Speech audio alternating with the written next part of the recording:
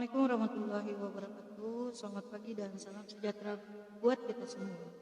Jumpa lagi dengan Ibu. Hari ini kita akan melaksanakan pembelajaran daring. Yang pertama, sebelum memasuki materi, marilah kita berdoa menurut agama dan keyakinan kita masing-masing. Berdoa dimulai.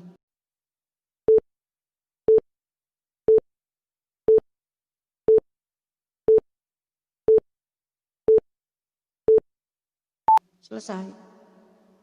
Untuk selanjutnya silakan kepada peserta didik agar bisa mengisi absen online yang sudah Ibu siapkan linknya. Terima kasih. Baik, kita akan memulai pembelajaran kita pagi hari ini, yaitu materi induksi matematika. Induksi matematika merupakan materi yang ada pada matematika wajib kelas 11. Adapun tujuan pembelajaran kita pagi hari ini adalah 1. Menjelaskan metode pembuktian pernyataan matematis berupa barisan, kebersamaan, keterpastian dengan induksi matematika dengan benar.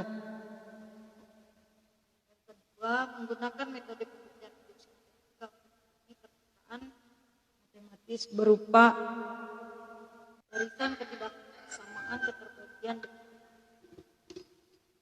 Adapun peta konsep dari materi induksi matematika, yaitu induksi matematika mempelajari dua submateri, yaitu notasi sigma dan induksi matematika.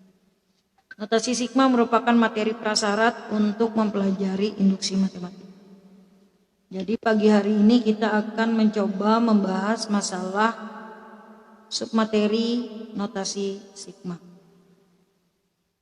Notasi sigma adalah suatu notasi yang dipakai untuk menuliskan secara singkat penjumlahan n suku. Adapun lambang dari notasi sigma adalah huruf kapital Yunani sigma, yaitu huruf E.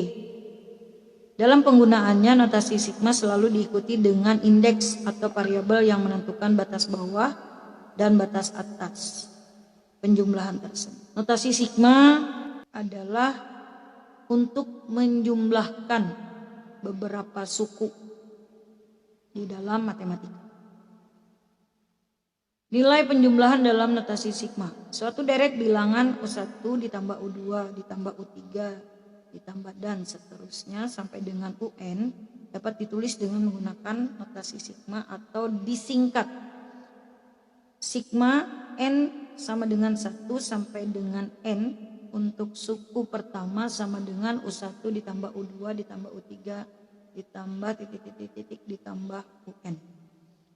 Keterangannya I di sini adalah indeks penjumlahan, yaitu angka-angka yang nantinya bisa diganti dengan menggunakan bilangan asli. N di sini adalah batas atas untuk penjumlahan. U1 fungsi yang mengandung variabel. Notasi sigma dibaca sebagai jumlah UI suku ke I untuk I sama dengan 1 sampai dengan N. Huruf I disebut indeks atau variabel dari penjumlahan suku ke U. Bilangan 1 dan N menyatakan batas-batas penjumlahan, dengan 1 dinamakan batas bawah penjumlahan dan N dinyatakan batas atas penjumlahan. Himpunan 1, 2, 3 sampai dengan N dinamakan daerah penjumlahan. Baik, itu untuk ringkasan materi yang bisa Ibu sampaikan. Sekarang kita lanjutkan masuk ke contoh soal. Yang pertama, tulislah penjumlahan berikut dalam notasi sigma. 1, 2 ditambah 4 ditambah 6 ditambah 8 ditambah 10. 2, 0 ditambah 1/4 ditambah 2/5 ditambah 3/6 ditambah 4/7 ditambah 5/8. Baik, untuk menyelesaikan persoalan di atas,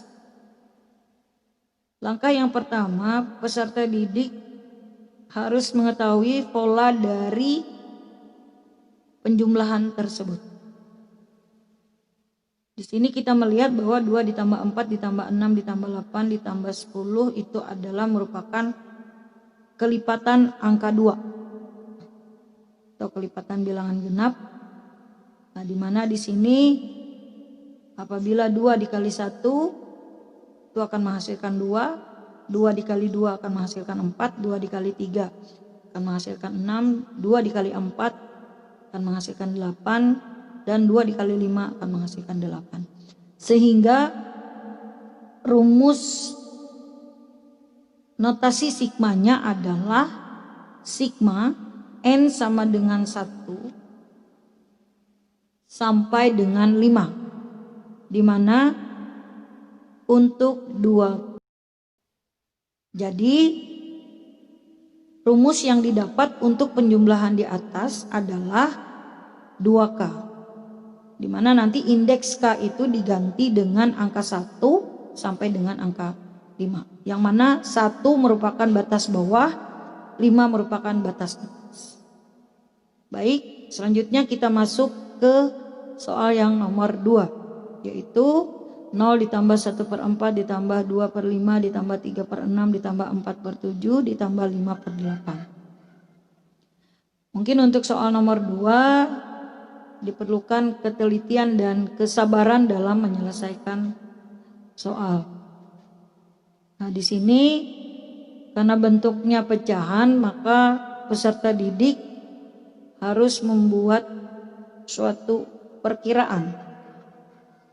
Nah, yang mana yang perlu diperhatikan adalah penyebutnya. Di sini ada 4, ada 5, ada 6, ada 7, ada 8.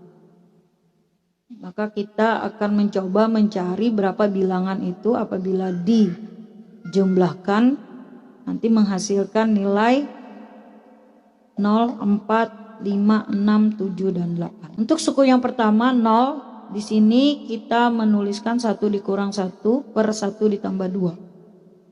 2 dikurang 1 per 2 tambah 2 untuk suku kedua. Suku ketiga 3 dikurang 1 per 3 ditambah 2. Untuk suku ketiga 4 dikurang 1 per 4 tambah 2. Kemudian suku kelima 5 dikurang 1 per 5 ditambah 7. Kemudian suku yang keenam 6 dikurang 1 per 6 ditambah 2. Sehingga dapat dituliskan rumus notasi sigmanya adalah sigma pi sama dengan 1 sampai dengan 6. Untuk indeksnya dimulai dari 1 merupakan batas bawah dan 6 merupakan batas atas. Untuk pi dikurang 1 per pi ditambah 2. Selanjutnya kita akan memasuki contoh soal yang ke B. Di sini kita akan mencoba menguraikan dari notasi sigma. Kalau soal yang nomor A di awal tadi, di situ peserta didik diminta untuk membuatkan rumus notasi sigma.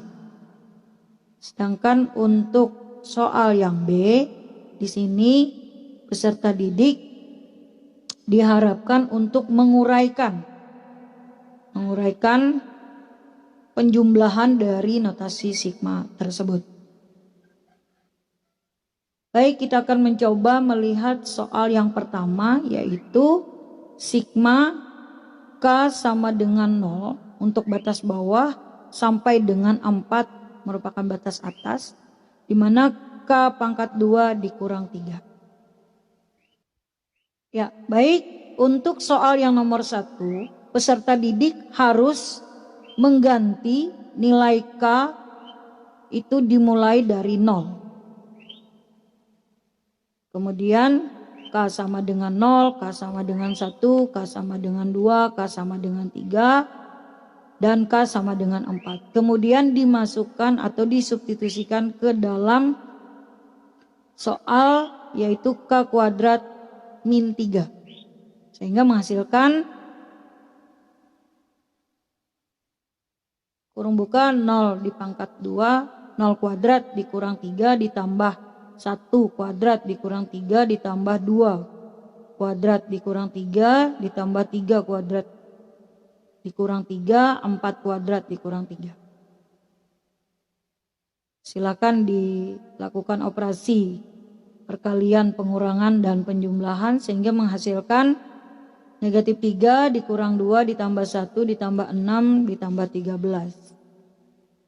Sehingga menghasilkan jumlah airnya adalah 15. Jadi untuk notasi sigma K sama dengan 0 sampai dengan 4, untuk K kuadrat min 3 hasilnya adalah 15. Untuk selanjutnya kita akan masuk ke sifat-sifat notasi sigma. Sifat-sifat notasi sigma ada 6. Dimana jika M dan N adalah bilangan-bilangan asli dengan M kurang dari sama dengan N dan C adalah konstanta real, maka berlaku sifat-sifat sebagai berikut.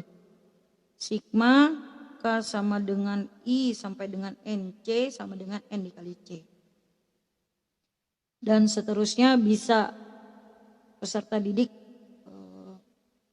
membaca kembali dan memahami untuk sifat-sifat.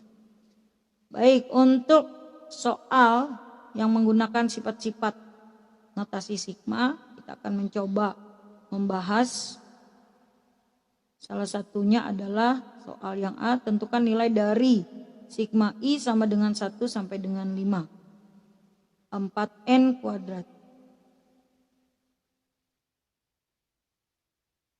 Silakan diperhatikan di sini terlebih dahulu peserta didik memisahkan nilai 4 itu ke depan dari notasi sigmanya.